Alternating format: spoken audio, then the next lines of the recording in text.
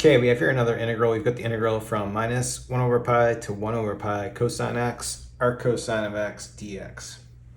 Okay, there's kind of a lot to think about in this one. The first thing, I guess we could start in any number of places.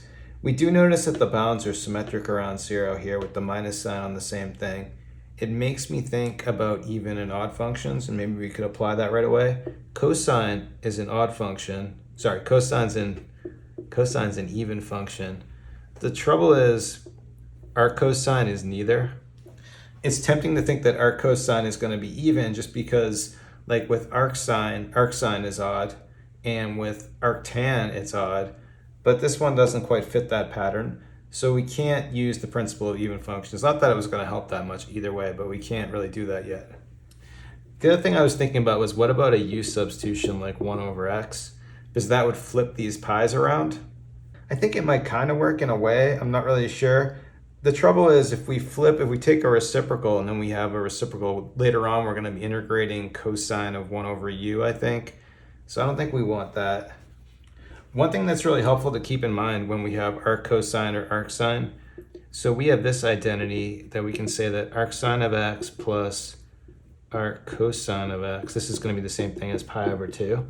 So we can just rearrange this, getting an expression for arc cosine, just subtracting the arc sine on both sides. We get arc cosine is going to be pi over 2 minus arc sine of x.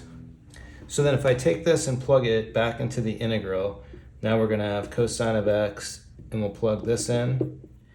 And then writing it like this, now what we can do is I can distribute this out and split it up, break this into two integrals on the minus sign. So how it's going to look for the first one, pi over 2, of course, is a constant. So I'll bring the pi over 2 in front. We're just going to have now an integral of cosine of x from same bounds.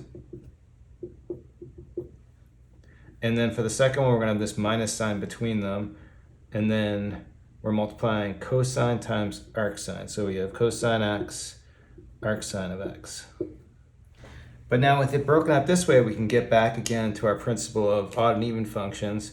We said cosine was even, symmetric bounds, we can use this principle, symmetric bounds around 0, even function.